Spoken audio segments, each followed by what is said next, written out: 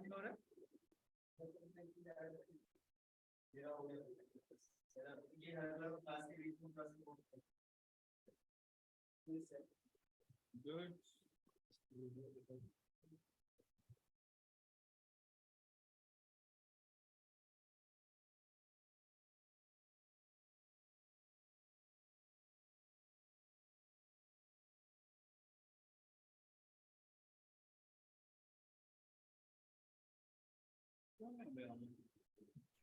Video तो पर कर दी है, बहुत अच्छे से है मतलब मुझे नहीं पता यस टू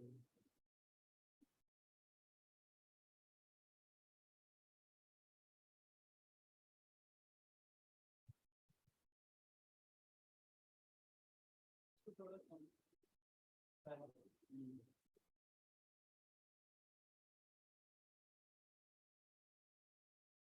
50 सब खोल दिया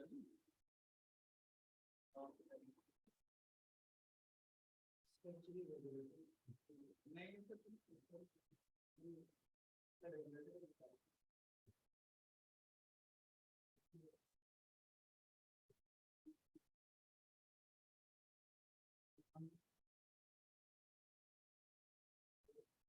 एक दो का है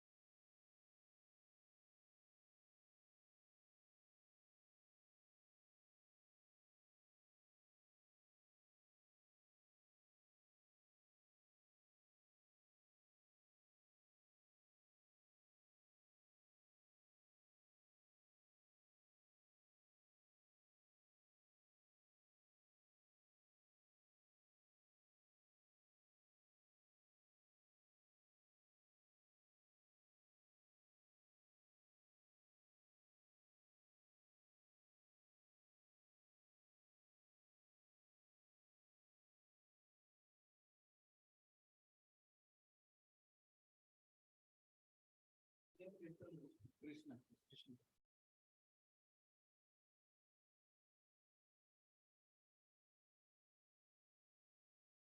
रोज आप लोग कीर्तन करो ना गायत्री करो अब गायत्री कर लीजिए कोई आएगा तो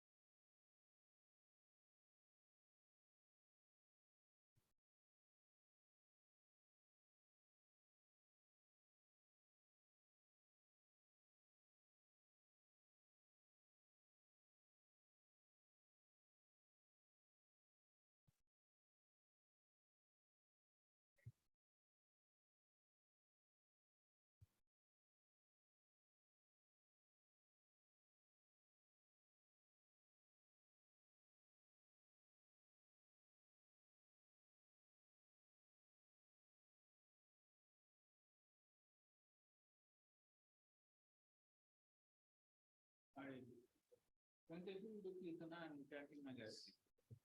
Hello.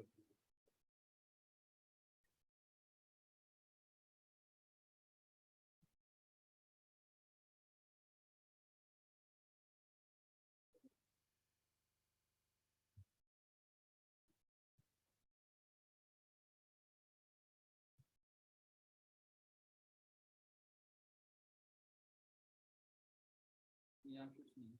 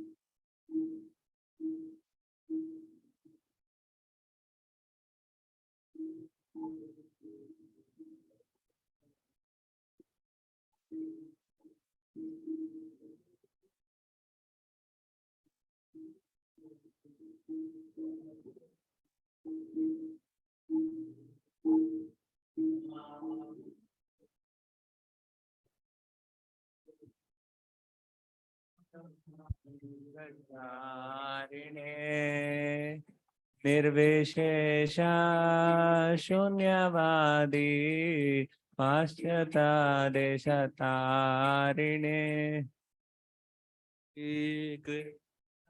चैतन्य प्रभु नित्यानंद श्री अद्वैत गदाधर श्रीवासादि गौरा भक्त वृंद।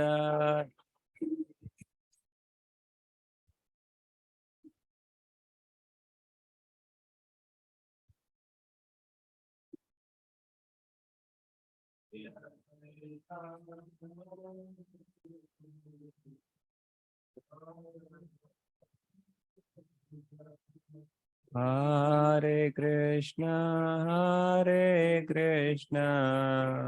Krishna Krishna Hare Hare Hare Rama Rama Rama Hare Hare.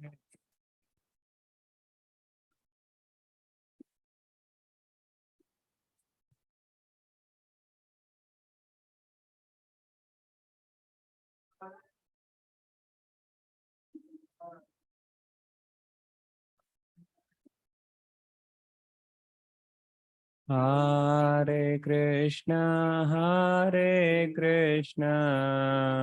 Krishna Krishna Hare Hare Hare Rama Rama Rama Hare Hare.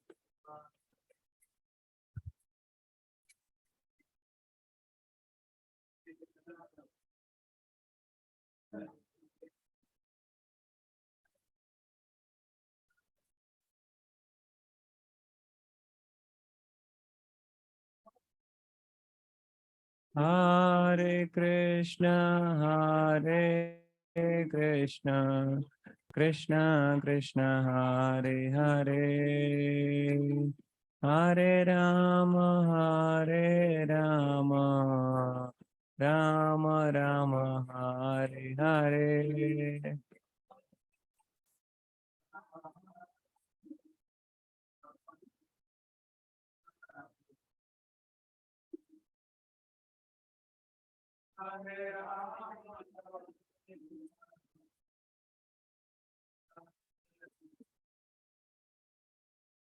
Hare Krishna Krishna Krishna Hare Hare Hare Ram Ram Hare Hare.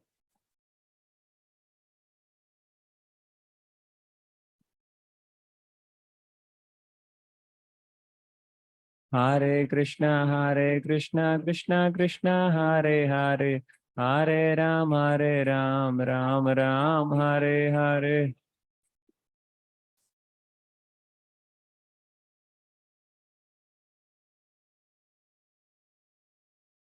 Hare Krishna Krishna Krishna Hare Hare Hare Ram Ram Ram Hare Hare.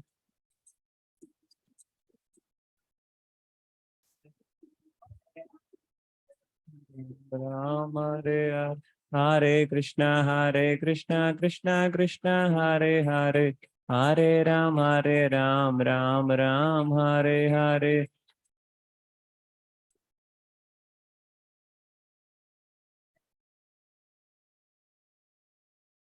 Hare Krishna Krishna Krishna Hare Hare.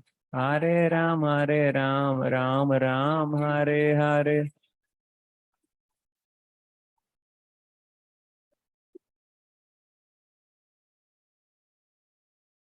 Hare Krishna Krishna Krishna Hare Hare. Hare Ram Ram Ram Hare Hare.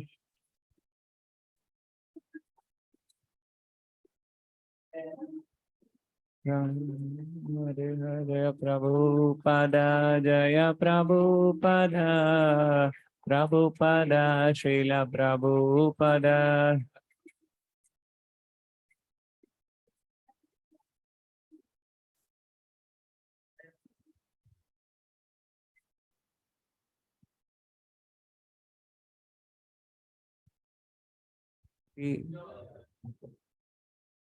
Hare Krishna. Om Jnanatimirandasya Jnananjana Chakshurunmilitam Yena Tasmai Shri Gurave Namaha. Shri Chaitanya Manobhishtam Sthapitam Yena Bhutale Swayam Rupa Kadamayam Dadati Swapadantikam Vandeham Shri Guru Shri Yuddha Padakamalam Shri Gurun Vaishnavamscha Shri Rupam Sagrajatam Sahagana Raghunathanvitam Tam Sajivam Sadvaitam Savadutam Parijana Sahitam Krishna Chaitanya Devam Shri Radha Krishna Padan Sahagana Lalita Shri Vishakhanvitamsya Nama Om Vishnu Padaya Krishna Prasthaya Bhutale Srimate Bhakti Vedanta Swamin Niti Namine Namaste Saraswate Deve Gauravani Pracharine Nirvishesha Shunyavadi Pashatya Deshatarine Namo Mahavadanyaya Krishna Prema Pradayate Krishnaya Krishna Chaitanya Namane Gauratvishe Namaha He Krishna Karuna Sindho Dinabandho Jagatpate Gopesha Gopika Kanta Radha Kanta Namostute तप्त कांचन गौरांगी राधे वृंदावनेश्वरी वृषभानु सुते देवी प्रणमामि हरिप्रिये वाञ्छाकल्पतरुभ्यश्च कृपा सिन्धुभ्य एव च पतितानां पावनेभ्यो वैष्णवेभ्यो नमो नमः जय श्री कृष्ण चैतन्य प्रभु Nityanand Shri Advaita Gadadhar शिवासादि गौरभक्तवृंद Hare Krishna Krishna Krishna Hare Hare Hare Rama Rama Hare Krishna. Okay, so far we have discussed about Kshetra, Kshetrajna, then Jnanam, Gneyam, Purusha, Prakriti. Okay, so Krishna has answered all those questions of Arjuna. So now we're going to the last section of the chapter, which is almost like a summary. 27 to 35, Jnana Chakshusha, the vision of knowledge. So if one has knowledge about all these various subject matters, then what is the result?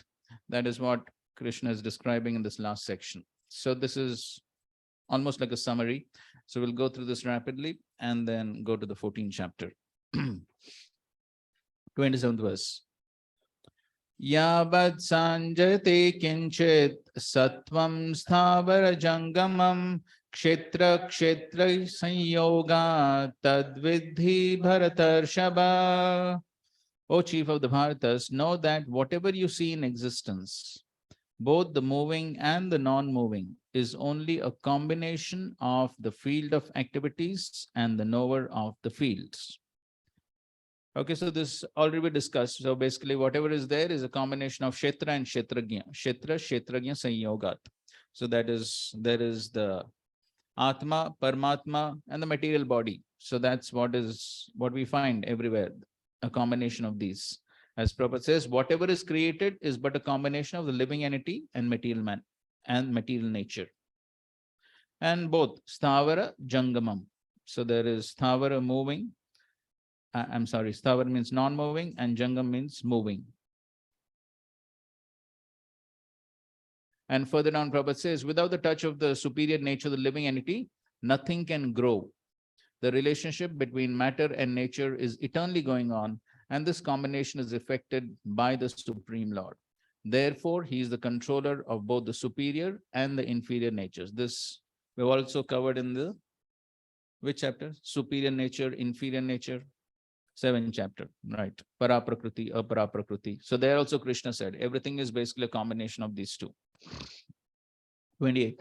Samam sarveshu bhuteshu tishtantam parameshwaram vinashyat savinashyantam ya pashyati sa pashyati.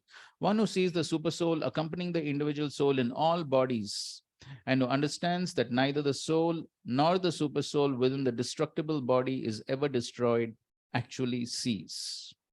Okay. So this is actually seeing. The real seeing is to understand that there is soul, super soul, both of them are eternal, they're never destroyed. It's only the body that's destroyed. So all this is real seeing. Otherwise, it's all ignorance. As Prabhupada says, anyone who by good association can see three things combined together, the body, the proprietor of the body, or the individual soul, and the friend of the individual soul, is actually knowledge. Unless one has the association of a real knower of spiritual subjects, one cannot see these three things. So it's only by association one can understand these things. Otherwise, they will simply see the body and they think that after the destruction of the body, everything is finished. Prabhupada often gave the example of Professor Kodowski. So he said that after this body is finished, everything is finished. Another important point, further down, Prabhupada says the Sanskrit word Parameshwara is sometimes translated as the individual soul, because the soul is the master of the body, and after the destruction of the body, he transfers to another form. In that way, he is master. But there are others who interpret this Parameshwar to be the super soul. In either case, both the super soul and the individual soul continue. They are not destroyed. One who can see in this way can actually see what is happening.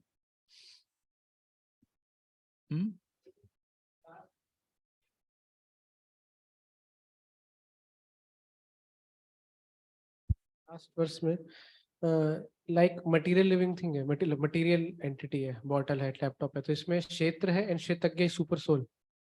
किसमें? इस laptop है तो ये क्षेत्र है और क्षेत्रज्ञ super soul. Super soul is in every living atom में, ये सब क्षेत्र है सिर्फ. Super soul is there in every atom. तो वही नॉन लिविंग थिंग्स में क्षेत्र तो है ही मटेरियल नेचर, और क्षेत्रज्ञ सुपर सोल ना, ये वो है ही नहीं. So if super soul is there everywhere, isn't it? Andantarastha paramanu chantarastham. Even in the paramanu atom, the super soul is there. So non living में क्षेत्र and super soul, and living में तीनों चीजें हैं. नहीं. See what Prabhupada is saying. Whatever is created is but a combination of living entity and material nature. There are many manifestations like trees, mountains, and hills which are not moving, and there are many existences which are moving, and all of them are but combinations of material nature and the superior nature, the living entity. But this is dead, na? Table is dead. This is dead. So Prabhupada explains in his, especially in his conversations, Prabhupada explains this point, that yes, the soul is also present along with the super soul. Wherever super soul is present, soul has to be present. Otherwise, why super soul is present? So soul is also present. But consciousness is almost nil. Level of consciousness is almost nil. Prabhupada is clearly writing here. See? In all trees, mountains, hills, there is material nature and the superior nature, the living entity. So material world is like spiritual world only then, because consciousness is there in everything, but it's to the nil. tends to zero. Limits tend to zero. Okay. So bringing some science here. Because they are dead. Okay, that's correct. So that's correct. So the living entity is there, but the consciousness is almost nil. Just like in trees also, we know in trees definitely soul is there, but level of consciousness is very low, isn't it? Yes. Even though the tree is cut, but there is no protest. So it's almost, even in the tree, only we understand that the soul is present because of the growth of the tree and all the various effects. But level of consciousness is very low, even in the trees. And so similarly, in all the hills, mountains. So therefore we read, sometimes the mountains would fly. Correct? Yes. But जी laptop में soul है कि नहीं है बस अभी वही सिद्धांत है ना मतलब लैपटॉप में जितने एटम्स है उतनी सोल है वी कैन से दैट हाँ करेक्ट कुछ ज्यादा ही सोल नहीं होगी हाँ? क्या ज्यादा हो गया जितने एटम है अनलिमिटेड एटम्स होंगे हाँ सब में सोल है हर एक एटम में सोल है प्रॉब्लम क्या है सुपर सोल ठीक है इतनी सोल्स मतलब कैसे आएंगे मतलब कैसे मतलब प्रॉब्लम क्या है लेकिन मतलब फिर उन सोल का क्या होगा वो तो उस एटम में फंस गई है हाँ मतलब फंस गया ना हम भी फंस गए वो उस एटम में फंस गया हम इस शरीर में फंस गए क्या फर्क है इवेंट से हम लोगों का बर्थ होता है डेथ होता है तो उनका तो कुछ नहीं है ना तो like when they are born and they are gone I returnly like that their bodies again So there also there is evolution. So after their term in that particular body is finished, then they will elevate to higher levels. That's what happens in the cycle of evolution. In evolution, that's what happens. They spend their term in a particular body. After the term is finished, then they automatically get elevated to the higher species. Huh? No growth. हाँ 84 lakh species में नहीं आता है लेकिन है see no Prabhupada I'm not concocting Prabhupada is writing here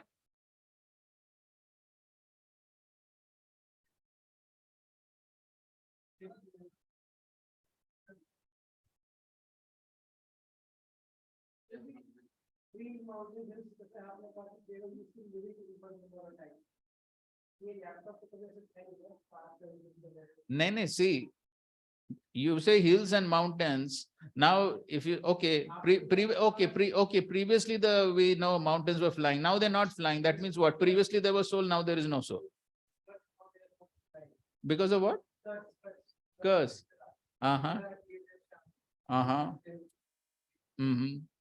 but the fact is if there was soul before then why now there should be no soul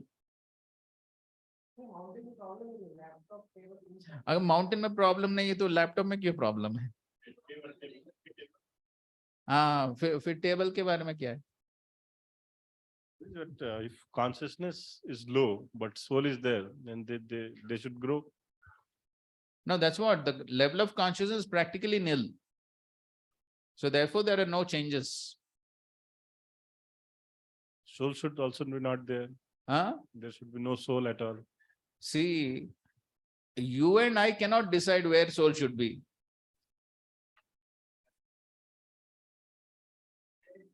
this is what the Shastra is saying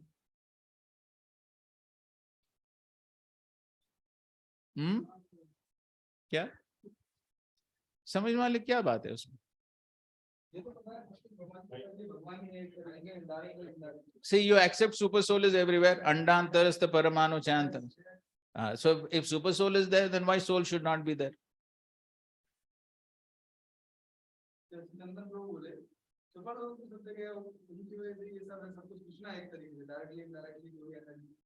so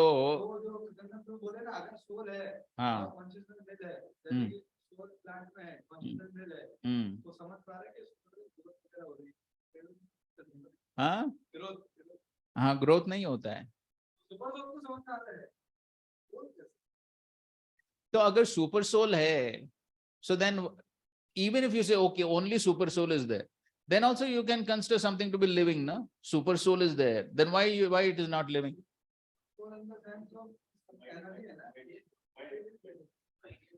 If you say super soul is there, then why you can't consider it to be living? So seer and permitter, अगर soul ही नहीं है तो seer permitter किसके लिए? Prabhuji, हाँ. so if table is there, if you go to microscopic analysis, you go to one atom, electron, proton, neutron. The electron is revolving. Correct. Some energy is required. Hmm. That is coming from soul. Hmm. Whatever. Khatam. See, this is what Shastri is saying. So there is, and that's what Prabhupada says in his conversations also, when this question was asked to him, that soul, it is said super soul is there in every atom, then is the soul there? Prabhupada says yes. If you want, you can refer to the conversations. Huh? You type soul, super soul, whatever you want, you type. Hmm. Hmm.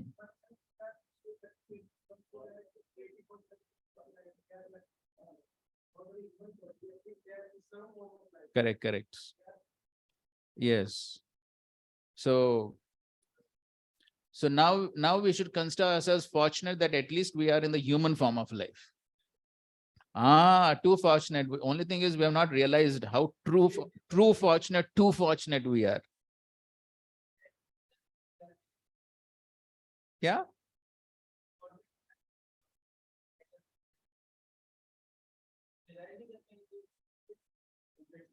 So anyway, somebody who is very sinful may enter such forms. So why somebody enters the body of tree? Whatever. So very sinful life. Very sinful life. So then somebody is so sinful, one is getting that body. So maybe because of even more sinful activities or gross level of ignorance, then one may even get such bodies. And so therefore, then there is also the concept of living stone. So there is some truth to these statements. Okay, fine. 29. Samam pashyan hi sarvatra samavisthatam ishwaram na hinasyatmanatmanam tato yati param gatim. One who sees the super soul equally present everywhere in every living being does not degrade himself by the mind. Thus, he approaches the transcendental destination. So this point we already discussed. If we understand that super soul is everywhere, then one cannot be degraded by the mind. One cannot do any wrong activities. As Prabhupada writes, but if one understands that the Supreme is situated in his Paramatma manifestation everywhere, that is, if one can see the presence of the Supreme Personality of God in every living entity, he does not degrade himself by a destructive mentality, and he therefore gradually advances to the spiritual worlds.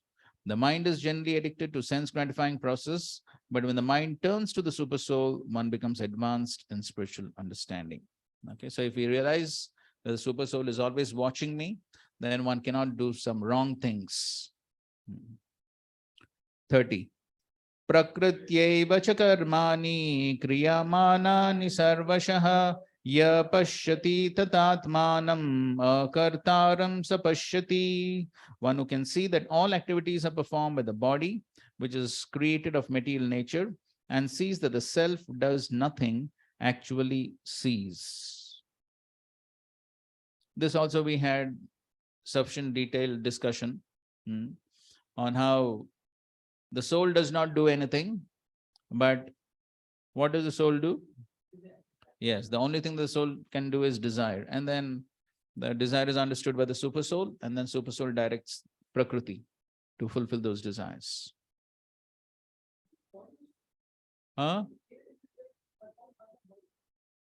One who can see that all activities are performed by the body, yes, which is created of material nature.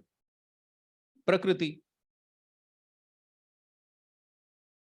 That's what Prabhupada writes in the purport also. This body is made of material nature under the direction of the super soul. And whatever activities are going on in respect to one's body are not his doing. Whatever one is supposed to do, either for happiness or for distress, one is forced to do because of the bodily constitution. The self, however, is outside all these bodily activities. This body is given according to one's past desires. To fulfill desires, one is given the body with which he acts accordingly. Practically speaking, the body is a machine designed by the Supreme Lord to fulfill desires. Because of desires, one is put in difficult circumstances to suffer or to enjoy. This transcendental vision of the living entity, when developed, makes one separate from bodily activities. One who has such a vision is an actual seer. So the soul is always transcendental. So even though the soul is within the body, the soul doesn't mix with the body. So today only I was hearing one conversation where Prabhupada is describing this. He gives one example, just like oil and water. Oil and water can be together. Do they mix? No, they never mix. And then Bhakti Swarup Damodar Maharaj is giving another example. He talks about different chemicals. He's PhD in chemistry. So he was talking about different chemicals. So there are some chemicals, you can put them in the same test tube, but they don't mix. They're together, but they don't mix. So similarly, the soul is there within the body, but it's never that the soul becomes a part of the body. The soul always remains transcendental, para.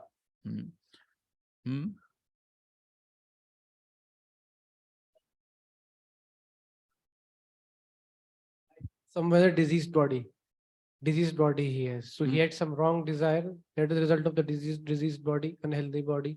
Correct. Wrong desire. Yes, wrong Wrong body. desire, wrong activity, sinful activity. Sinful activity leads to disease. What desire, activity, karma, Yes, poor. correct. So that applies to everything. 31. Yada bhuta pritag bhavam ekastam anupashyati tata eva cha vistaram brahma sampadyate tada. When a sensible man ceases to see different identities due to different material bodies, and he sees how beings are expanded everywhere, he attains to the Brahman conception. So this is very similar to the, which was from the 5th chapter? Vidya Vinay Sampane, Brahmani Gavi Hastini.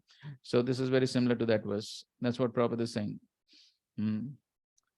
So the spirit soul, due to contact with material nature, gets different types of bodies. When one can see this, he attains spiritual vision. For thus being freed from differentiations like man, animal, big, low, etc., one becomes purified in his consciousness and able to develop Krishna consciousness in a spiritual identity. How he then sees things will be explained in the next verse. 32.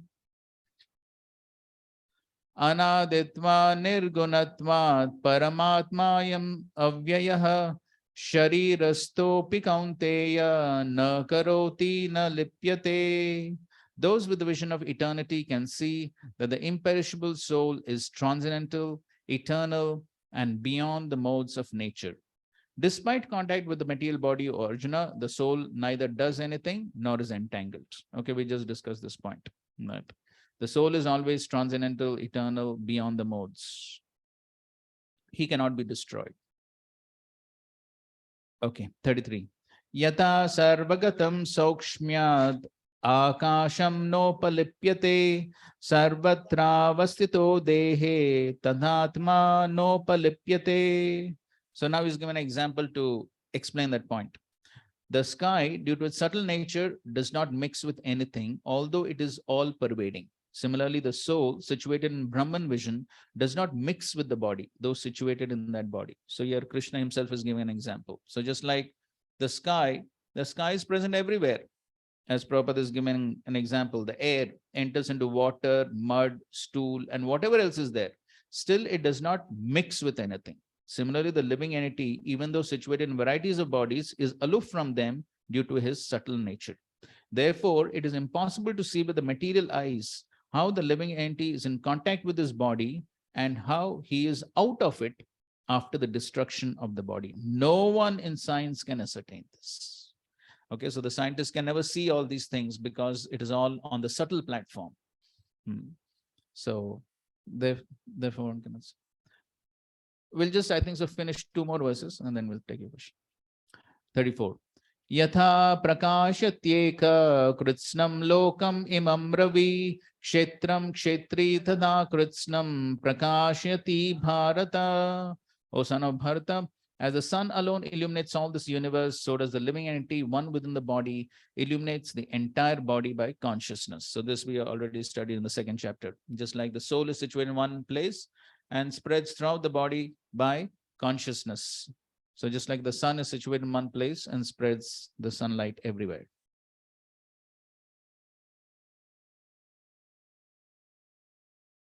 Okay, and 35.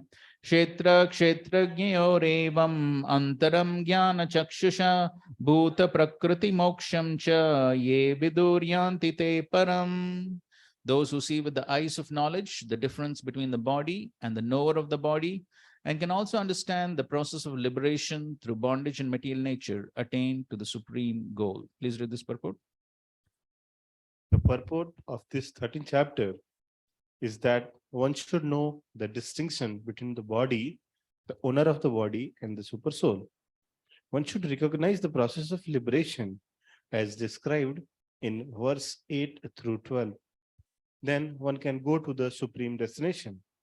A faithful person should at first have some good association to hear of God and thus gradually become enlightened. If one accepts a spiritual master, one can learn to distinguish between master and the spirit. Between matter and the spirit. And that becomes a stepping stone for further spiritual realization. A spiritual master, by various instructions, teaches his students to get free from material concept of life. For instance, in Bhagavad Gita, we find Krishna instructing Arjuna to free him from materialistic consideration. One can understand that this body is matter. It can be analyzed with its 24 elements. The body is the gross manifestation, and the subtle manifestation is the mind and psychological effects. And the symptom of life are the interaction of these features.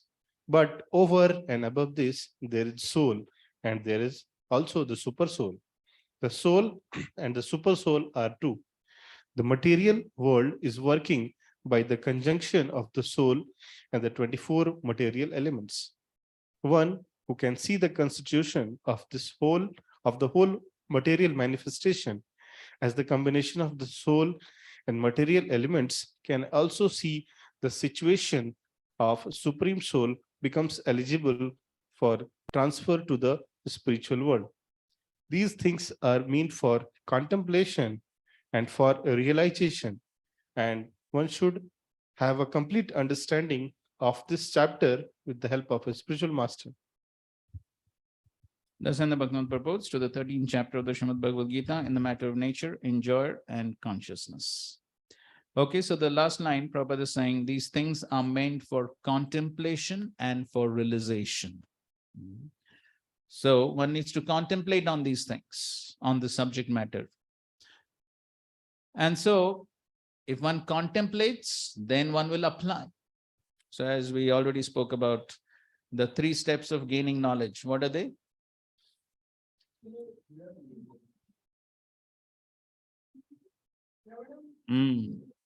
Mananam. Yeah, Shravanam, Mananam, and then Nidhyasanam. So one hears, then one contemplates, and then there'll be realization by application. So therefore, this knowledge is not meant simply for a theoretical study. One must contemplate and one must think how we can apply this knowledge. So we find in the Bhagavatam, and of course in the Chaitanya Charitamrita also, different pastimes where this knowledge is actually put into practice. So in which pastimes you find this knowledge in practical action? Harshashog, क्या होता है? बोलो. They tell about Who they? Narad Muni, Angina, Parvat Muni. Agnira, क्या है? No. Agnira Muni. Angira. Angira Muni. Narad Muni. Angira Muni. The science of the soul. Okay, fine. So who's to whom they taught the science of soul? Chitraketu. Okay, Chitraketu Maharaj. Okay, so we know that story. Where else?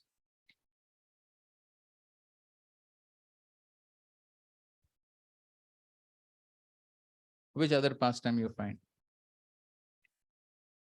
Yudhishthira Maharaj, Narada instructs Yudhishthira Maharaj in 7th chapter about this Varnashram Dharma, Varnashram Dharma. duties of Okay, Varnashram Dharma. Fine.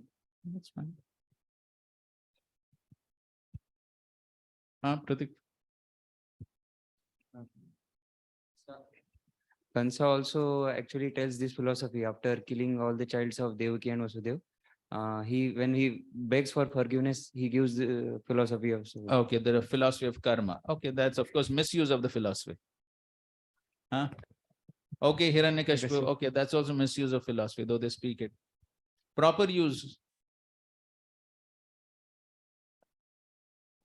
Huh?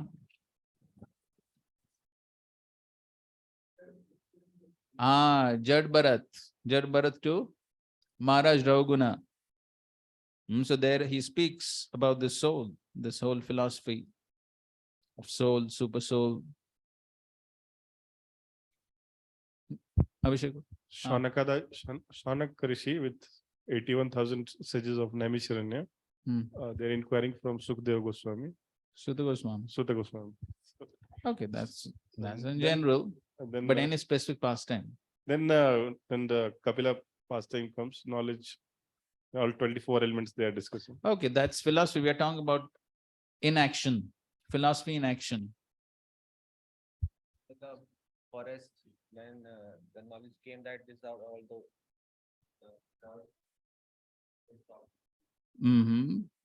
Okay, fine. Huh? You have some from somewhere else? Huh?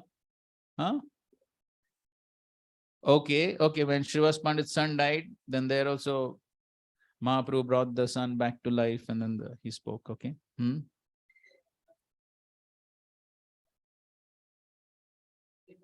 Okay, allegorical story of Puranjan. Okay, there also we find many of these concepts. Okay.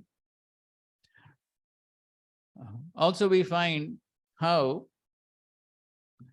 when we know the famous pastime of Indra and Prithu Maharaj. So Indra and Prithu Maharaj, when Prithu Maharaj was performing the 100 horse sacrifices, and then we know Indra, he comes and what he does? He steals the horse to prevent him from performing the 100th horse sacrifice.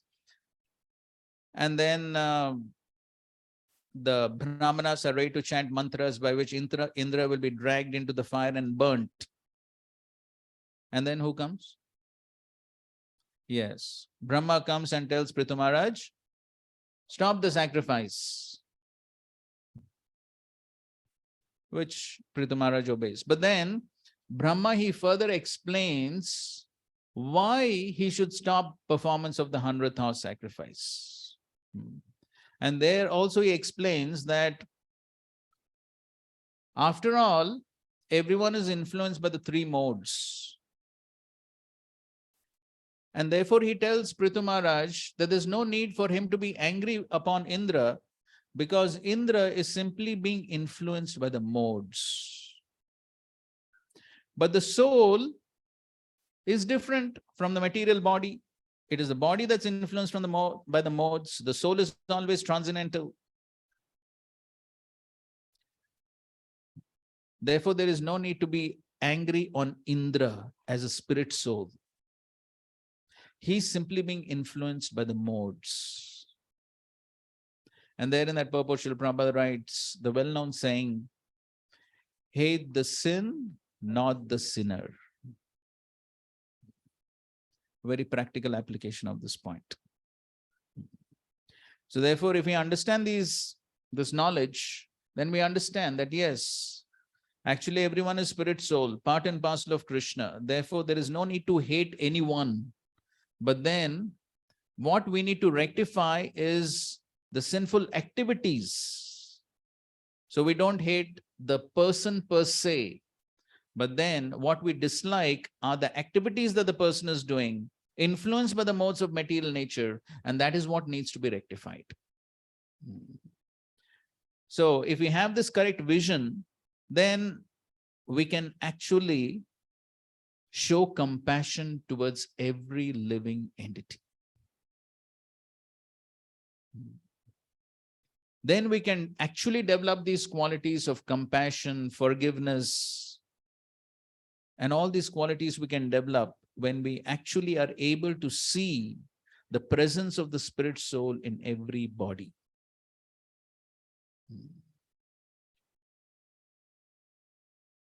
And therefore, the great acharyas who have this vision, then they actually develop that compassion.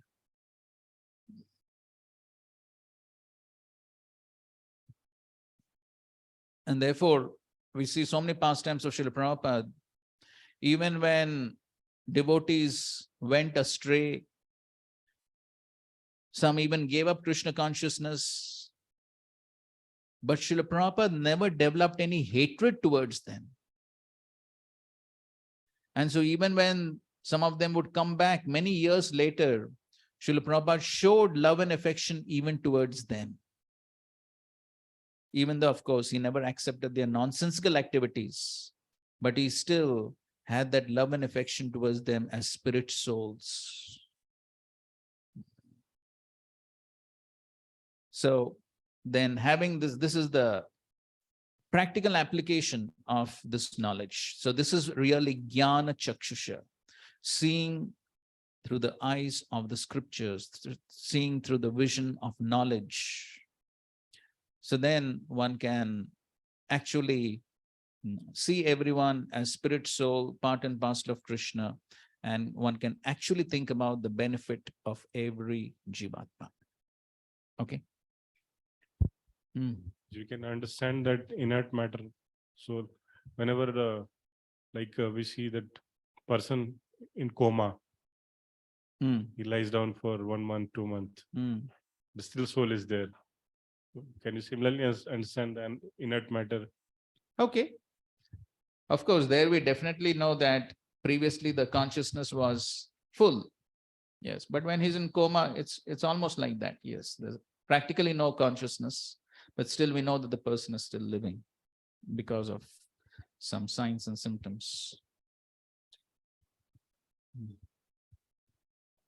Okay.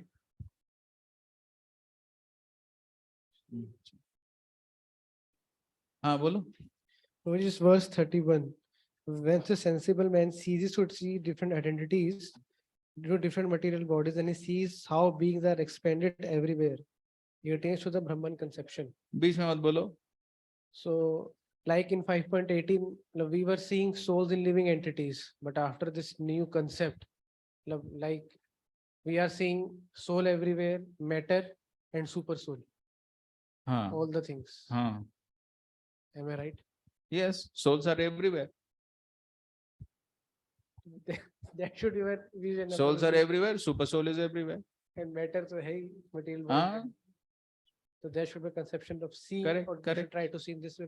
Correct. Therefore, we see everything in relation to Krishna. Therefore, everyone and everything should be respected.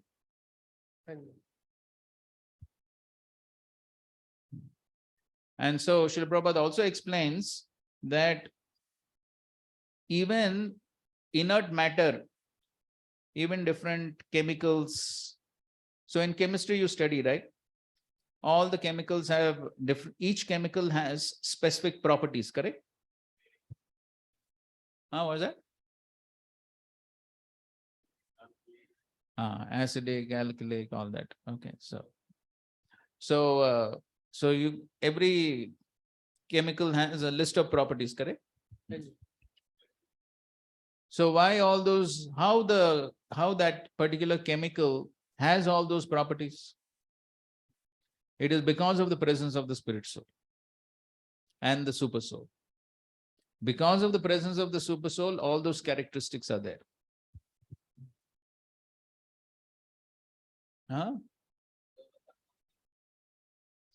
Yes, ultimately everything is due to karma.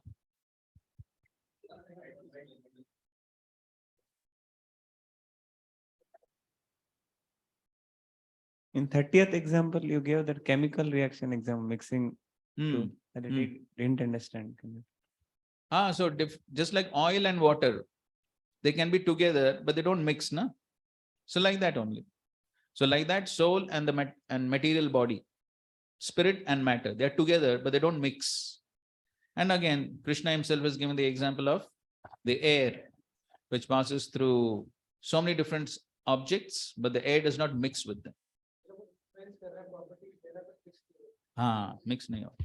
Priji, in this air example, like we also see that like it is written, it passes through stool and other things also. It doesn't mix with it, but it carries the aroma, na? Means that smell is carried with it. So means how it is not mixing there. So it's just a transferring agent. It is just see, if it actually mixes, then that smell should always be there, na? Is it that it's always there? No. So it's just a medium for transferring, and then afterwards it's gone. Also, Priji, one more thing. In the last, you said, na, this contemplation and relation wala point.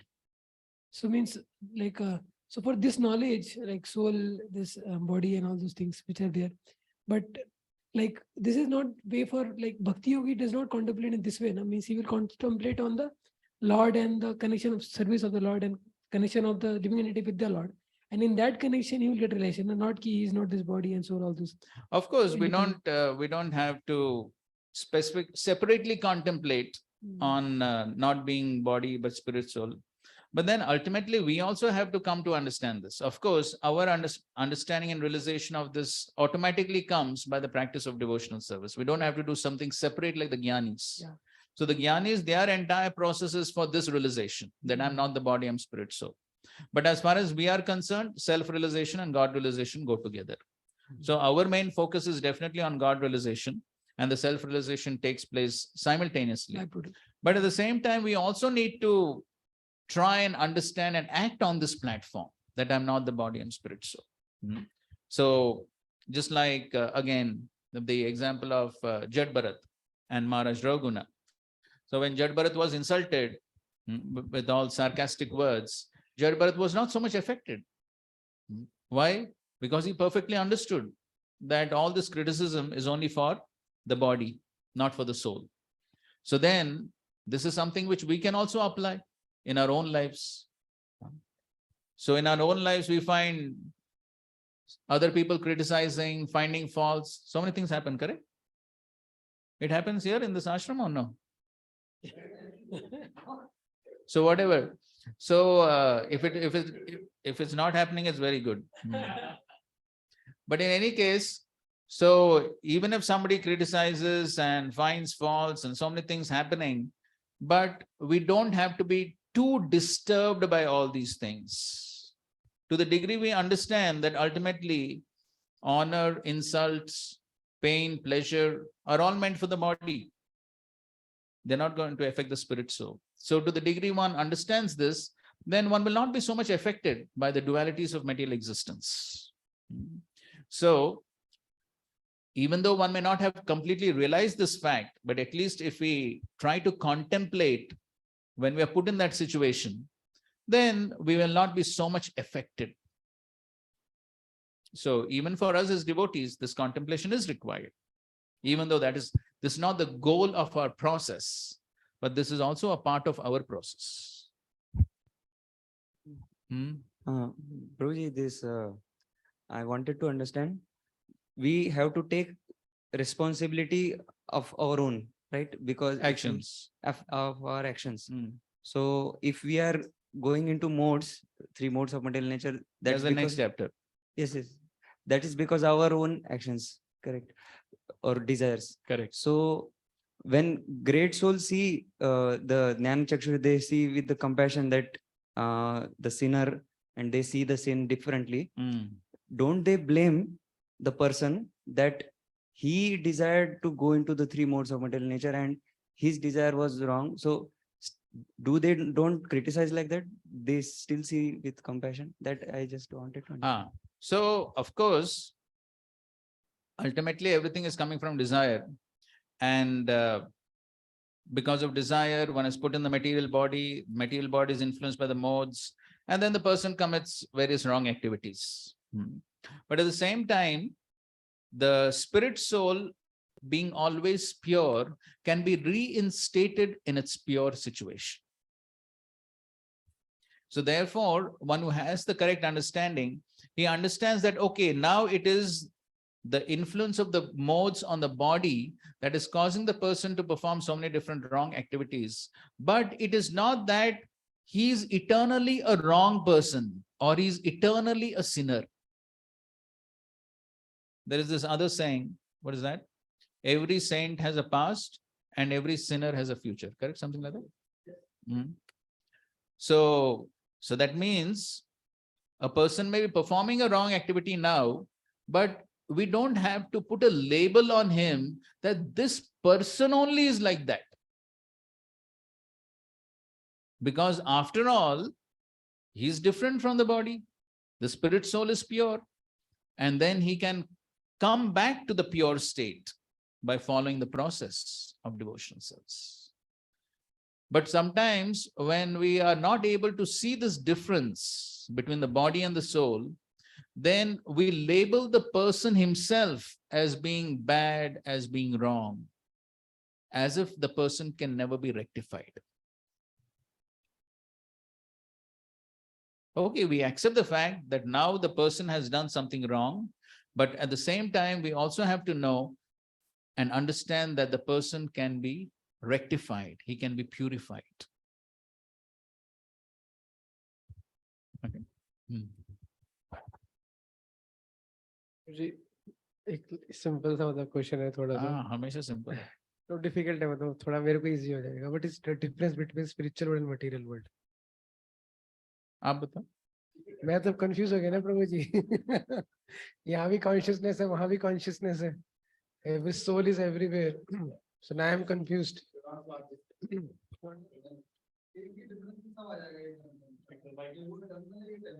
ये भी eternal है material world भी eternal है eternal है material world क्यों eternal है material nature is eternal How material world is eternal? Material nature is eternal, no? Material nature is eternal. How the material world is eternal?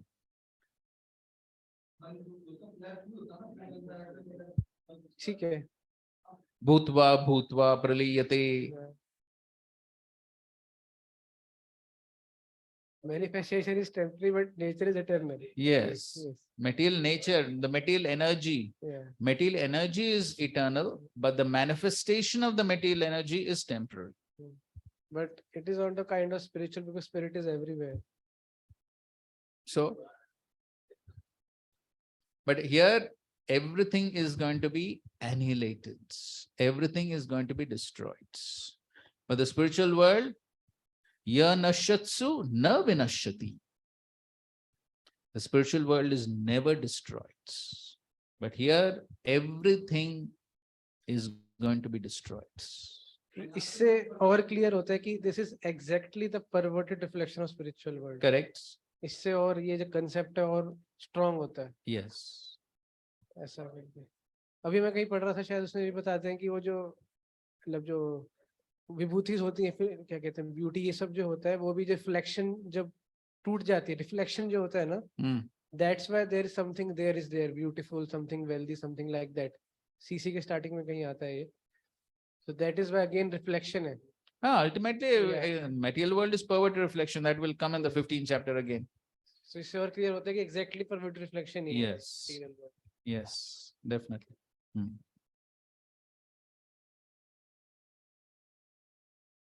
Okay, last question on the chapter. Questions, bro.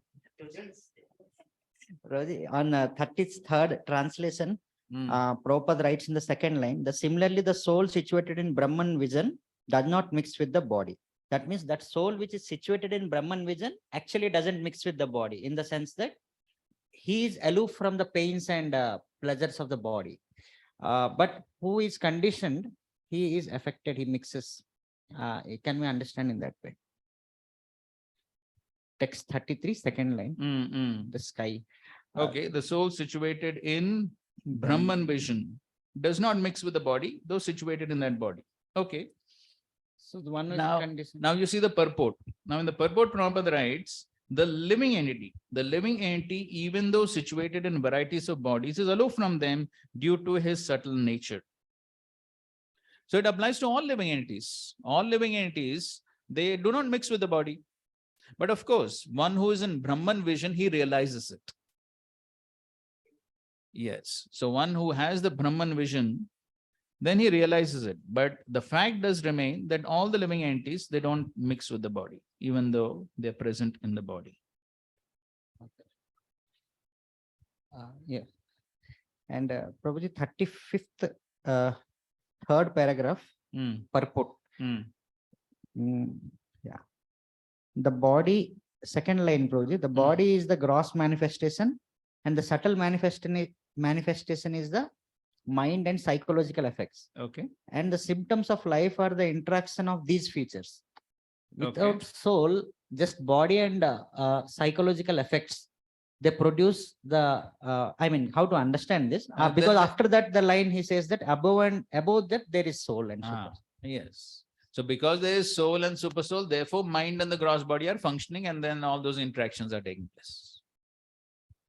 If soul and super soul are not there, where is the question of the gross body and the subtle body functioning?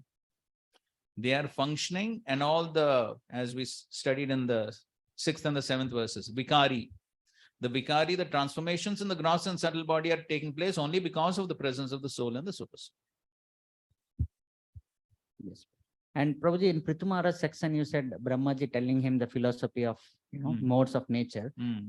I think our Prabhuji also asked. So actually, Prabhuji, in that I had one understanding that Brahmanical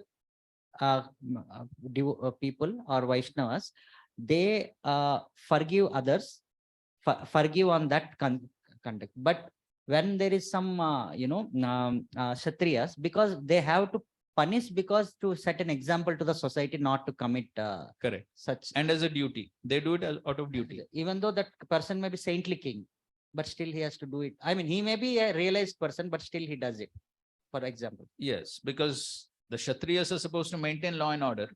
And so therefore, in order to maintain law and order, then yes, then the required punishment is given for rectification. Ultimately, because the person needs to be rectified. Therefore, the necessary action has to be taken. That is true. But still, it is not that just because the person has done something wrong, it's not that one hates him. Action is required for rectification. Simple example, just like a mother. So sometimes a mother may slap the child. For what? Rectification. Does it mean that the mother hates the child?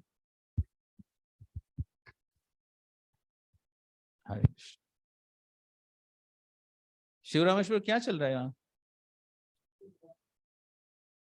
हाँ?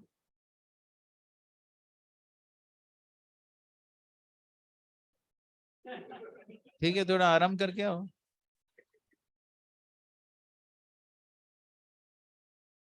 ठीक है. We're going to the 14th chapter.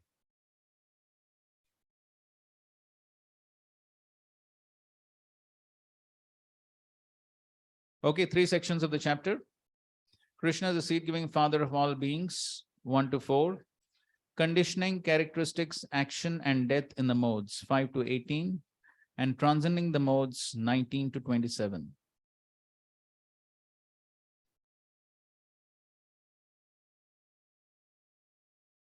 First verse. Shri Bhagavan Uvacha Param Bhuya Pravakshyami Jnananam Jnanamuttamam Yajñatva Munaya Sarve Param Siddhim Ito Gataha. The Supreme Personality of Godhead said, again I shall declare to you the supreme wisdom, the best of all knowledge, knowing which all the sages have attained the supreme perfection.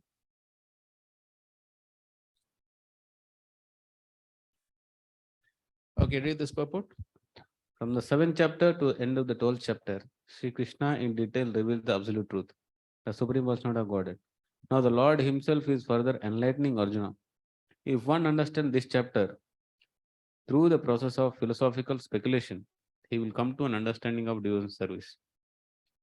In the 13th chapter, it was clearly explained that by humbly developing knowledge, one may possibly be free from material entanglement. It has also been explained that it is due to association with the modes of material nature that the living entity is entangled in material world. Now, in this chapter, the Supreme Personality explains what those modes of nature are, how they act, how they bind, and how they give liberation. The knowledge explained in this chapter is proclaimed by Supreme Lord to be superior to the knowledge given so far in other chapters. By understanding this knowledge, various great sages attained the perfection and transferred to spiritual world. The Lord now explains the same knowledge in a better way. This knowledge is far, far superior to all other processes of knowledge. Thus, far explained, and knowing this, many attain perfection. Thus, it is expected that one who understands this 14th chapter will attain perfection. Param bhuya pravakshami. So Krishna is saying bhuyaha. Again, I'm explaining this knowledge, but this knowledge is jnananam jnanam uttamam. So he's saying this is supreme knowledge amongst all knowledge. हाँ वही मैं पूछ रहा हूँ.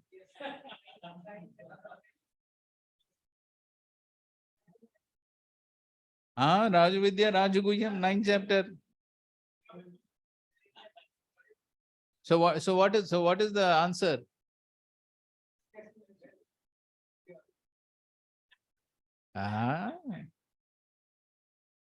ये आत्मवन मन्यते जगत हो गया.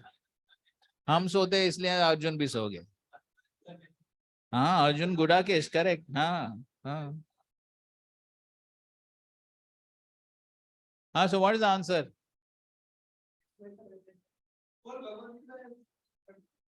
No, but here specifically Krishna is saying the best of all knowledge. How to implement 9th and 10th chapter. Okay. So anyway, this is the best knowledge as far as this subject matter about the three modes is concerned. Okay. So that in that context, this is the best knowledge. So you can see Prabhupada writes that in the purport. The knowledge explained in this chapter is proclaimed by the Supreme Lord to be superior to the knowledge given so far in other chapters.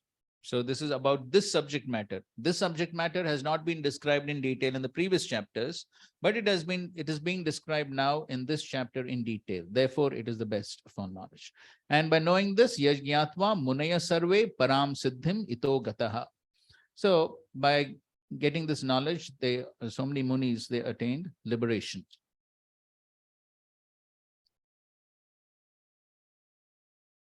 Okay. Now, another important point here is, Prabhupada writes, if one understands this chapter through the process of philosophical speculation, he will come to an understanding of devotional service. So there are these two words, philosophical speculation and mental speculation. So what is the difference between the two? Abhishek?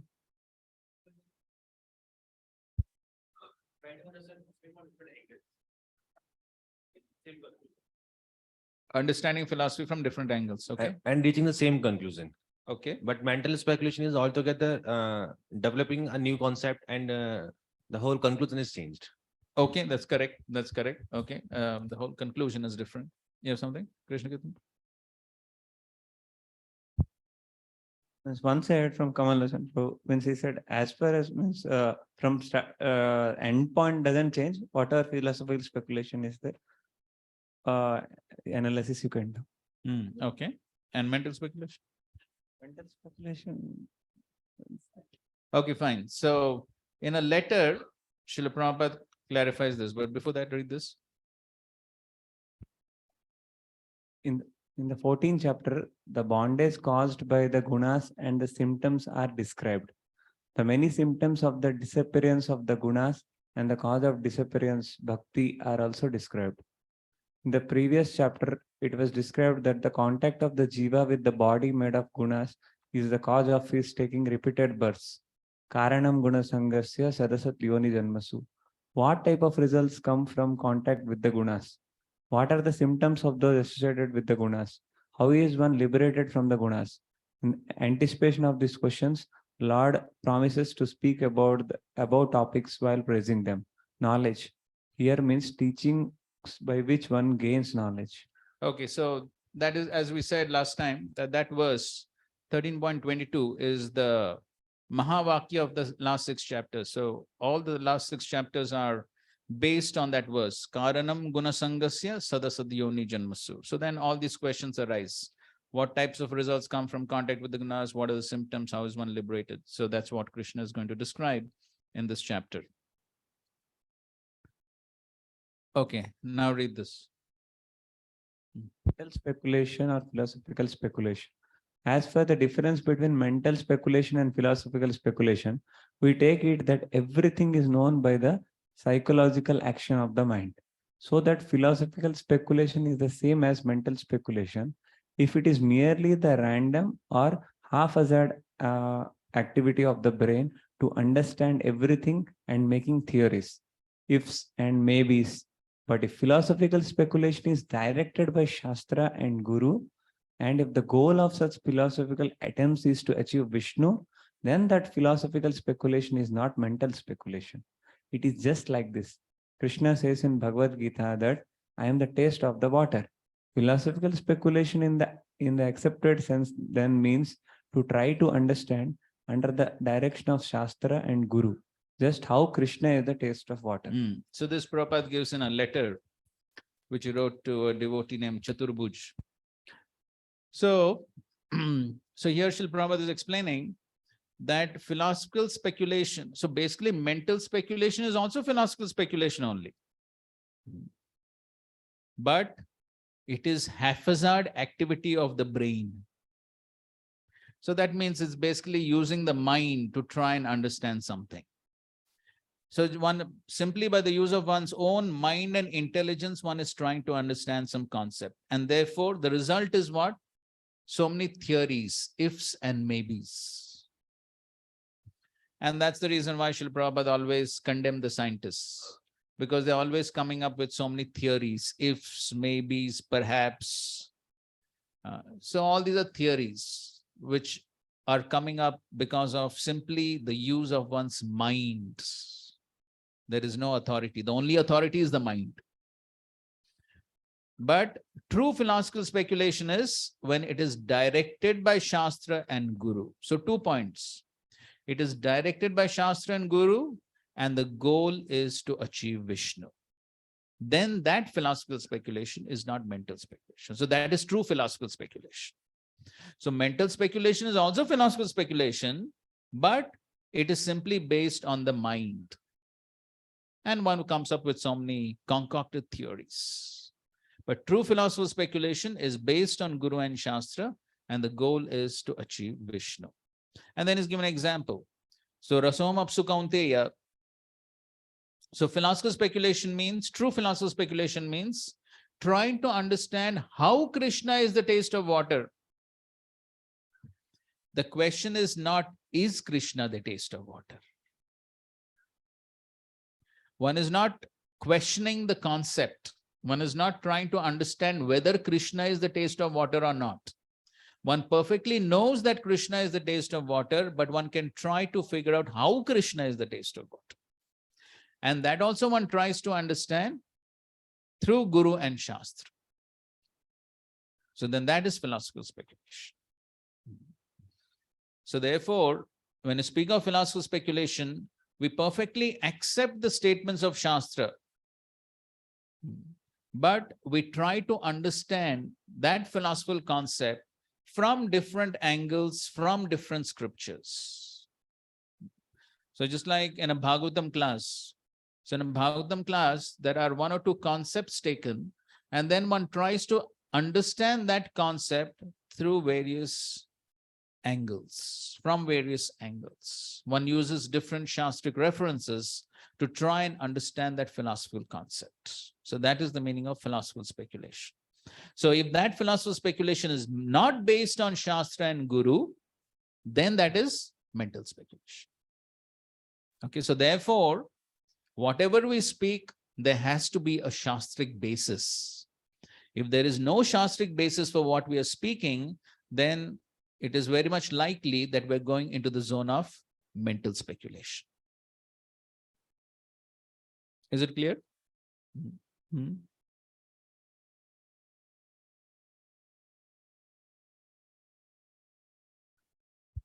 Those angles of visions, that should be also scriptural based, or that can be our own mental. What is written here? Directed by Shastra and Guru. The conclusion is directed by Shastra and Guru, but the different ways of understanding it. No. Conclusion is what? Conclusion is to achieve Vishnu. That is conclusion. And it is directed by Shastra and Guru. Yes. Yes. No, there is no space for mental speculation. Everything has to be based on Shastra and Guru. So what other Shastras are saying, one can use other Shastras to establish the concept. So other Shastras, what the Gurus are saying, what the Acharyas are saying, that is what we do, isn't it?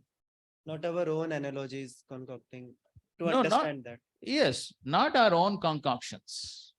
Of course, we can use some examples and analogies which are also in line with the examples and analogies given by the previous acharyas. If at all we want to bring it to a modern day context. But of course, best is to use even examples and analogies given by our acharyas. They have given enough of examples and analogies.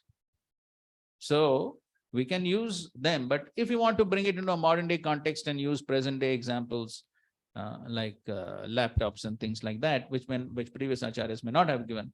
So we can use something like that. But basically, it all has to be in line with the previous acharyas.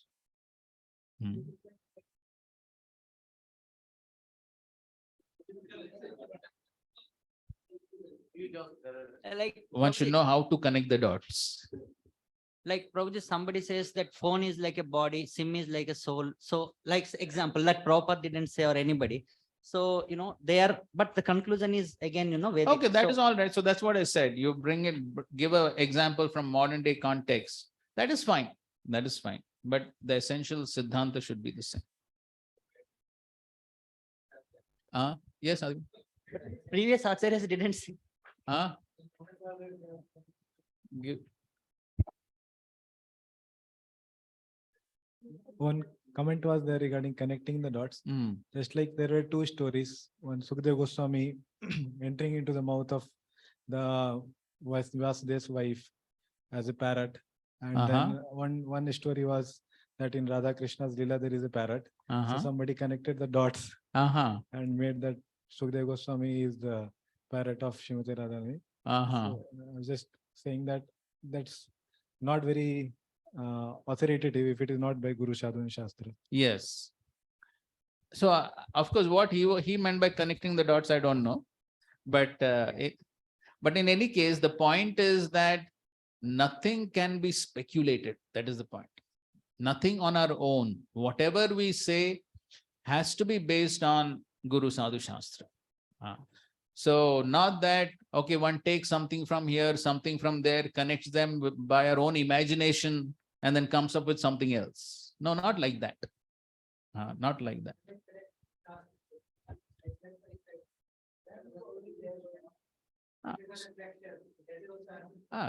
That spiritual world, that material world is reflection of spiritual world is a Shastric statement.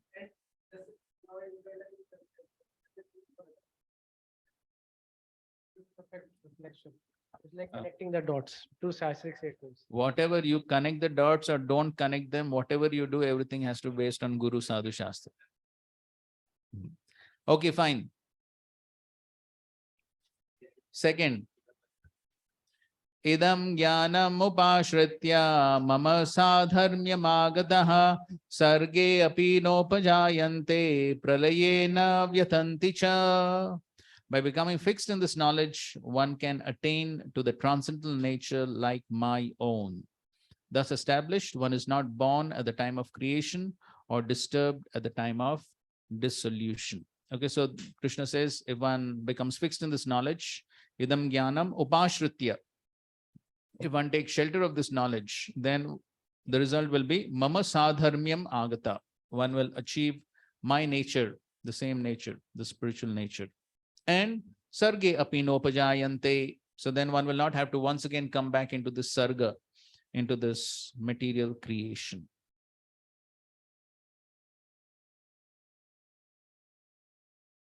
So Prabhupada writes in the second paragraph, generally in the material world, what one knowledge we get is contaminated by the three modes of material nature. Okay, so that is another reason why one should not speculate, because everything becomes contaminated by the modes. Knowledge which is not contaminated by the three modes of nature is called transcendental knowledge. As soon as one is situated in that transcendental knowledge, he is on the same platform as the Supreme Person. Okay. Third, Mama yonir mahad brahma tasmin garbham dadamyaham sambhava sarva bhutanam tato bhavati bharata. The total material substance called Brahman is the source of birth, and it is that Brahman that I impregnate, making possible the births of all living beings, O son of Bharata. Okay, so now he's describing how the Sarge, so in the last verse he spoke about Sarga, creation. So he's here is describing about Sarga in brief, how the living entities come into this material world. So he's saying that how he impregnates the total material substance, which is the Pradhan. We discussed this before also, how the Pradhan becomes impregnated by the glance of Mahavishnu. And then that's how the living entities are impregnated into material nature. And then the whole creation begins. So as Prabhupada writes in the purport, the Supreme Personality impregnates the total substance, and thus innumerable universes become possible.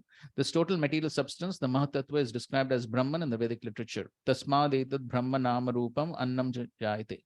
The Supreme Person impregnates that Brahman with the seeds of the living entities. The 24 elements, beginning from earth, water, fire, and air, are all material energy, and they constitute what is called as Mahat Brahma, or the great Brahman, the material nature. Okay. Now here, he gives this analogy in the second paragraph. The scorpion lays its eggs in piles of rice, and sometimes it is said that the scorpion is born out of rice. But the rice is not the cause of the scorpion. Actually, the eggs were laid by the mother. Similarly, material nature is not the cause of the birth of the living entities. The seed is given by the Supreme Personality of Godhead, and they only seem to come out as products of material nature. Thus, every living entity, according to his past activities, has a different body created by this material nature, so that the living entity can enjoy or suffer according to his past deeds. The Lord is the cause of all the manifestations of living entities in this material world. So this is Vrishchika Tandula Nyai. Vrishchika means scorpion. Tandula means rice.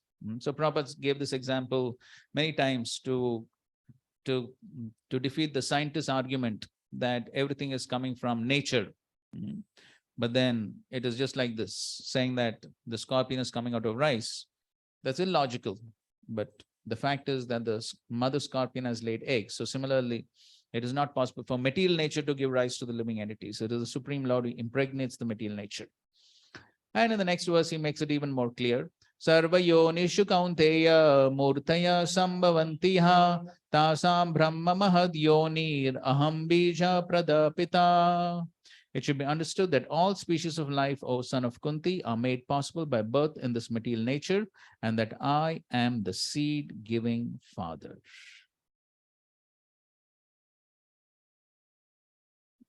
So, Prabhupada writes, such living entities are seen not only on this planet, but on every planet, even on the highest where Brahma is situated. Everywhere there are living entities. Within the earth, there are living entities, even within water and within fire. All these appearances are due to the mother material nature and Krishna's seed-giving process.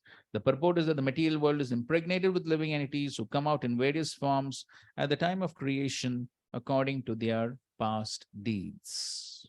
Okay, so in these 4 verses, Krishna has glorified this knowledge that he's going to give, and he has described how the living entities come into this material worlds. Dissolution होता है तो जो कर्मा है वो divided entities के मतलब महाविष्णु के साथ उसके साथ ही रहते हैं, Subtle body. शटल बॉडी में रहते हैं, शटल बॉडी भी रहती है, Yes. शटल बॉडी खत्म नहीं होती, अच्छा Yes. मतलब ये शटल बॉडी पता नहीं कितने यूनिवर्सिटीज से हमारे साथ है, we can say Ah, that. yes. Since time immemorial, the subtle bodies are dear friend accompanying us. Same shuttle body. Huh? ठीक है. That is how all the karma gets transferred from one body to the other. And that's how all the vasanas get transferred. That is basically what is karma. Karma is all the vasanas, the material desires. Then again, next body, then again, the person, because of those vasanas, desires, then again he begins activities. And then he creates fresh karma. That's what keeps happening. From third verse, we can conclude that also, na, that it is tell that Krishna impregnates this material world from living entities. So because of Krishna, we are here in this material world. Yes. So, तो फिर fall down वाला फिर concept कहाँ से आता है? कौन सा fall down? We fall down, we say na, and then here it is Krishna is telling, I impregnate living entity in this material world.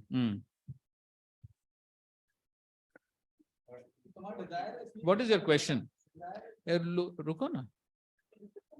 The question is like here it is written that Krishna impregnates this material world with the living entities, and then we hear that we come from a spiritual world because we desire and we fall down. Correct. But here it is telling that I impregnate Brahman with living entities. So this is at the time of creation. So every time when at the time of dissolution, what happens? All the living entities with the subtle bodies, they go into the body of Mahavishnu. So when creation begins, then Mahavishnu only has to release those living entities and put them into material nature. So this is what is happening at the time of every pralay and every creation, sarga pralay. This is what is happening. But how do the living entities first come into the material worlds? So that is from the spiritual. This is what is happening regularly at the time of dissolution, annihilation, creation. They go into Mahavishnu, then again Mahavishnu impregnates. So this is happening.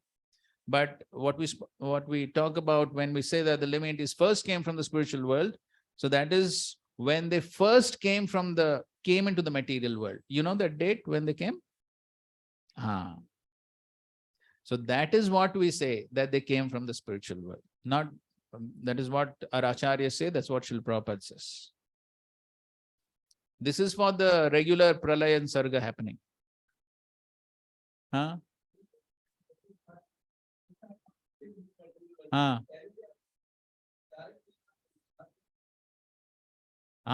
महत्व नहीं आते. Material world. Material world means mahatattva. This whole thing is mahatattva only. Okay, we'll read a few more verses. Now from the 5th to the 18th verse is conditioning characteristics, action and death in the modes. So once the living entities come into this material world, they immediately become influenced by the 3 modes. What is Prabhupada's famous analogy for this? Yes.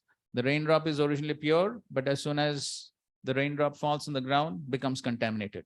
So the spirit soul is originally pure. As soon as he comes to the material world, he is contaminated by 3 modes. Sattvam rajastama iti guna prakriti sambhavaha nibadnanti mahabaho dehe dehinam avyayam. Material nature consists of 3 modes: goodness, passion, and ignorance. When the eternal living entity comes in contact with nature, O mighty armed Arjuna, he becomes conditioned by these modes. So that's what Prabhupada explains. The living entity, because he's transcendental, has nothing to do with his material nature. Still, because he has become conditioned by the material world, he is acting under the spell of the 3 modes of material nature. Now he describes each one of them. 6. Tatra sattvam nirmalatmat prakashakam manamayam sukha sangena bhadnati jnana sangena chanaga. O sinless one, the mode of goodness, being purer than the others, is illuminating, and it frees one from all sinful reactions. Those situated in that mode become conditioned by a sense of happiness and knowledge.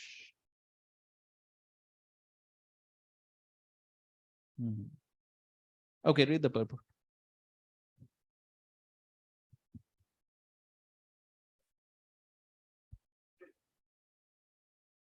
The living entities conditioned by material nature are of various types.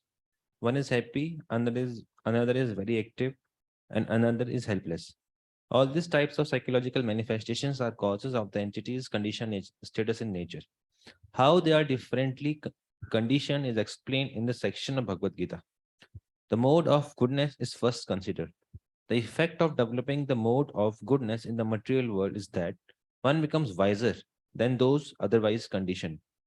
A man in the mode of goodness is not so much affected by material miseries, and he has a sense of advancement in material knowledge. The representative type is the Brahman, who is supposed to be situated in the mode of goodness. This sense of happiness is due to understanding that in the mode of goodness, one is more or less free from sinful reactions. Actually, in the Vedic literature, it is said that the mode of goodness means greater knowledge and a greater sense of happiness. The difficulty here is that when the living entity is situated in the mode of goodness, he becomes conditioned to feel that he is advanced in knowledge and is better than others. In this way, he becomes conditioned. The best example are the scientists and philosopher. Each is very proud of his knowledge, and because they generally improve their living conditions, they feel a sort of material happiness. This sense of advanced happiness in conditioned life makes them bound by the mode of goodness of material nature. As such, they are attracted toward working in the mode of goodness. And as long as they have an attraction for working in that way, they have to take some type of body in the modes of nature. Thus, there is no likelihood of liberation or being transferred to the spiritual world. Repeatedly, one may become philosopher, a scientist, or a poet, and repeatedly become entangled in the same disadvantages of birth and death.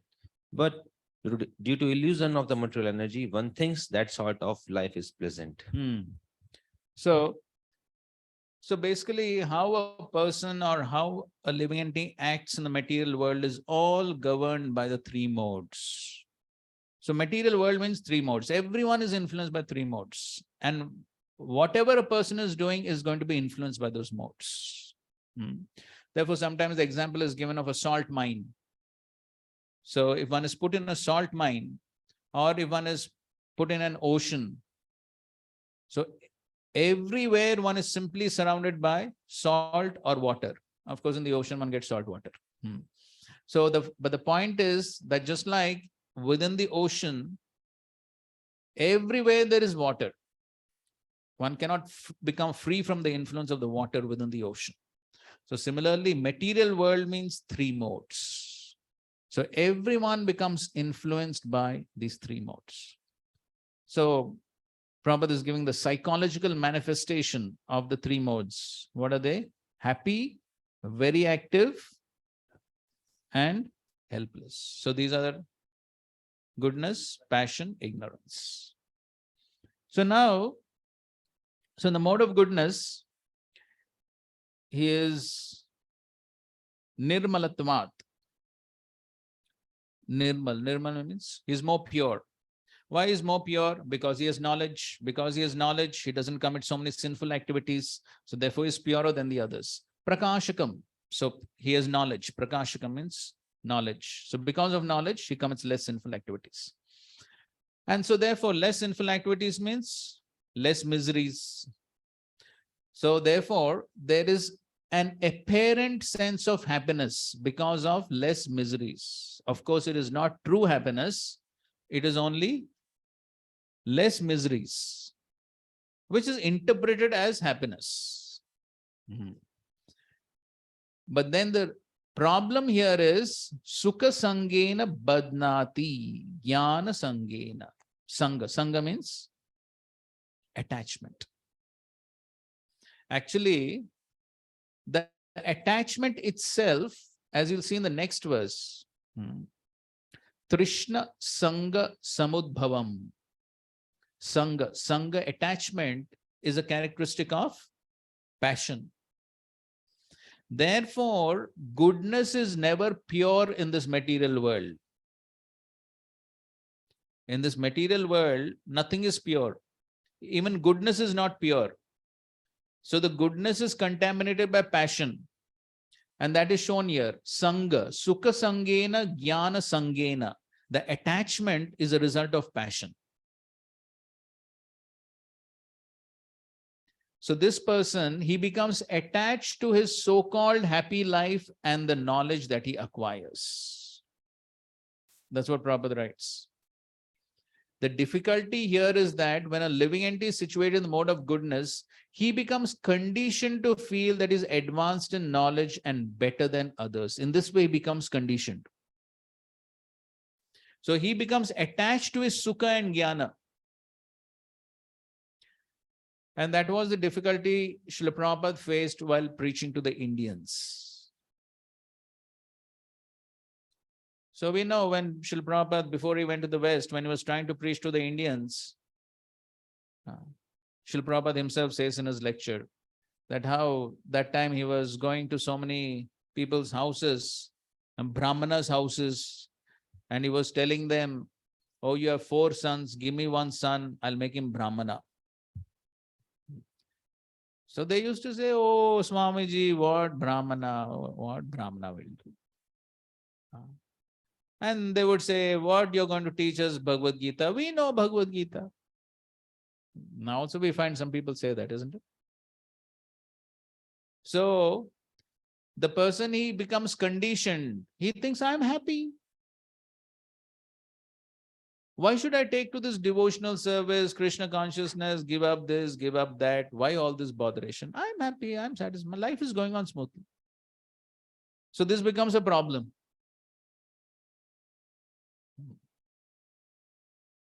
So that is why Srila Prabhupada in one lecture he says, not in lecture, actually in one purport also he says, that the Westerners, they were in a more conducive situation to accept Krishna consciousness because they were already renounced.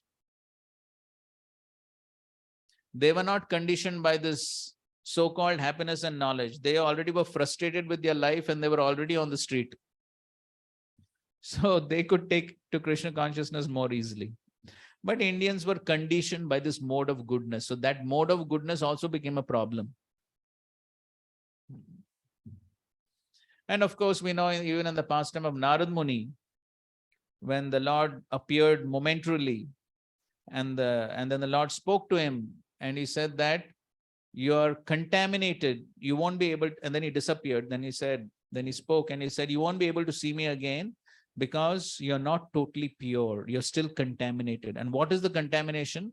The contamination was attachment to the mode of goodness. So Narad boy, as he was traveling through the forest and all that, he became very much attached to the mode of goodness lifestyle of the forest.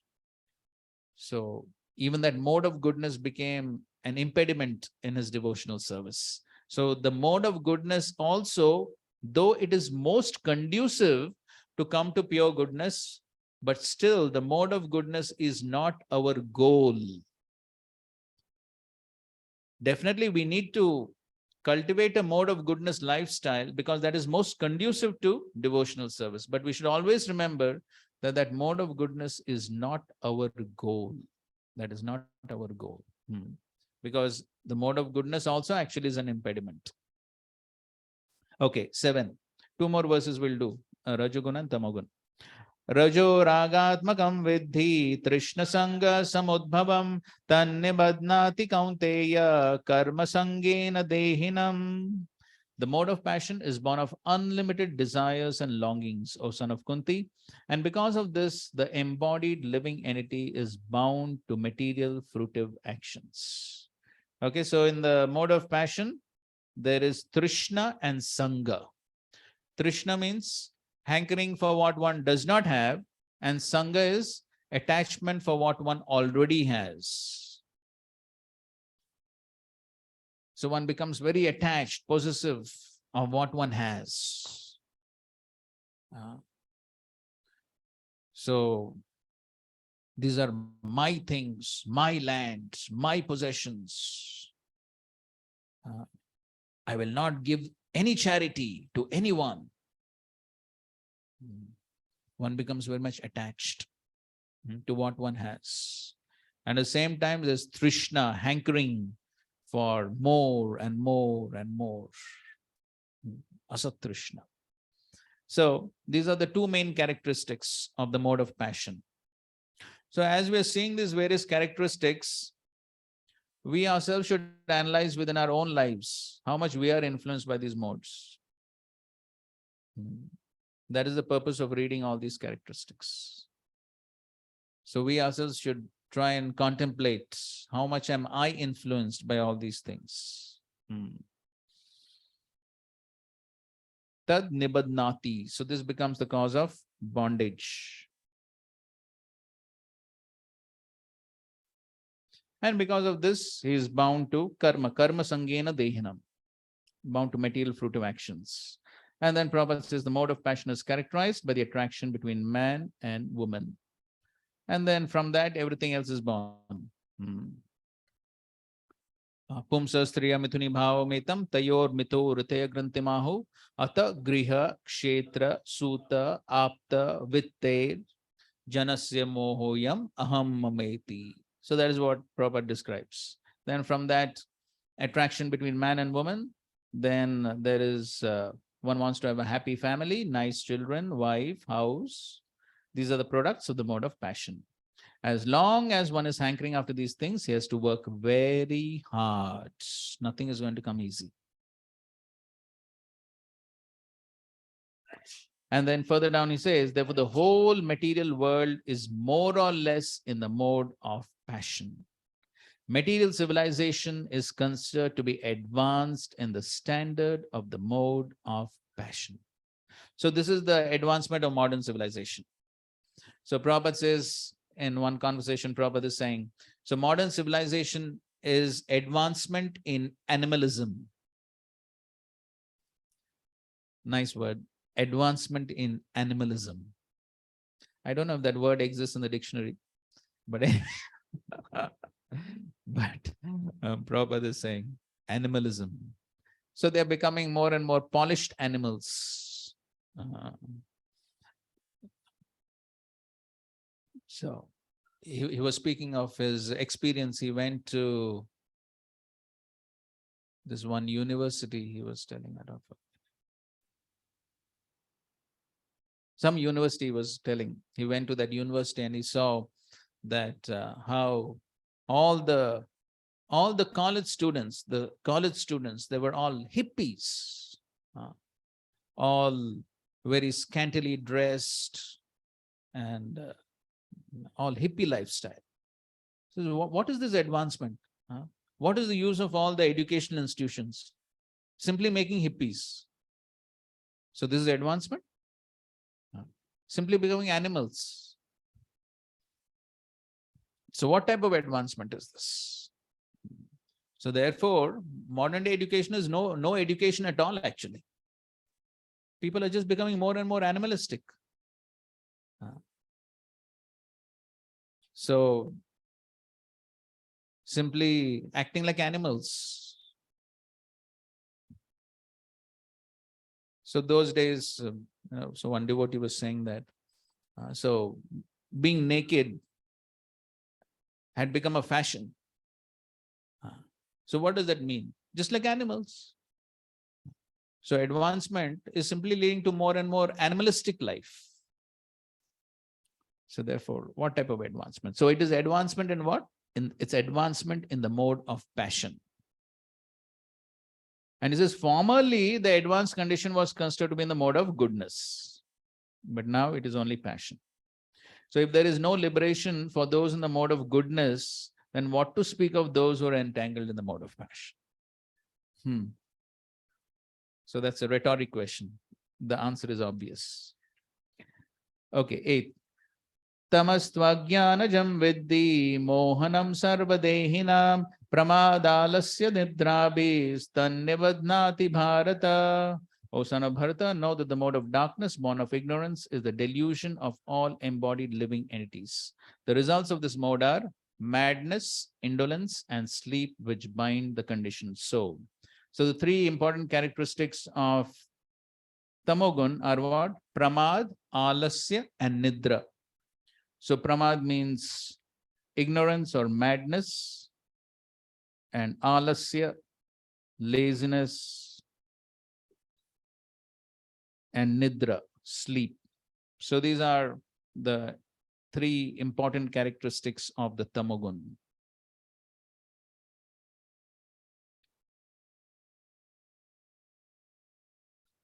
So here the word tu, tamas tu, ajnana jam viddhi. The word tu indicates that this is, the tamogun is diametrically opposite to sattvagun. But. So it shows that the tamogun is exactly opposite to sattvagun, as Prabhupada writes. In this verse, the specific application of the word tu is very significant. This means that the mode of ignorance is very peculiar qualification of the embodied soul. The mode of ignorance is just the opposite of the mode of goodness. So everyone under the spell of the mode of ignorance becomes mad. And a madman cannot understand what is what. So I think I explained this in one of our previous classes. Just like a madman, if you go to a mental asylum, the mad people, what do they consider themselves to be? Yeah, so somebody will say, I'm president, prime minister, police inspector. So they are imagining a designation which they are not. So that is madness. So similarly, in this material world, everyone is thinking what? Yes, I'm the body, I'm the Lord of all I survey. So, therefore, Prabhupada, we very often quoted this incident in Calcutta. One man, he murdered another man and he was taken to the court. And then the judge, he called for the civil surgeon, and the civil surgeon said, he accepted that yes, when the person committed the murder, he was definitely mad. But then he commented that, in my opinion, everyone in this world is somewhat mad. And so Prabhupada says, so what we are saying is also certified by the modern scientists that everyone in this world is somewhat mad. And that is, the madness is due to this tamogun. So, and then Prabhupada explains that under the spell of ignorance, one cannot understand a thing as it is. For example, everyone can see grandfather has died and therefore he will also die. Man is mortal. The children that he conceives will also die. So death is sure. Still, people are madly accumulating money and working very hard all day and night, not caring for the eternal spirit. This is madness. This is madness. And in their madness, they're very reluctant to make advance in spiritual understanding. Such people are very lazy. When they're invited to associate with spiritual understanding, they're not much interested. They're not even active like the man who's controlled by the mode of passion. Thus, another symptom of one embedded in the mode of ignorance is that he sleeps more than is required. 6 hours of sleep is sufficient, but a man in the mode of ignorance sleeps at least 10 or 12 hours a day. In one lecture, Prabhupada says 26 hours a day. Such a man appears to be always dejected, addicted to intoxicants and sleeping. These are the symptoms of a person conditioned by the mode of ignorance. Srila Prabhupada ki jai, Srimad Bhagavad Gita ki jai, Samved Gaur Bhakta Vrinda ki jai. Hare Krishna. Krishna Krishna Hare Hare, Hare Ram, Ram Ram, Hare Hare.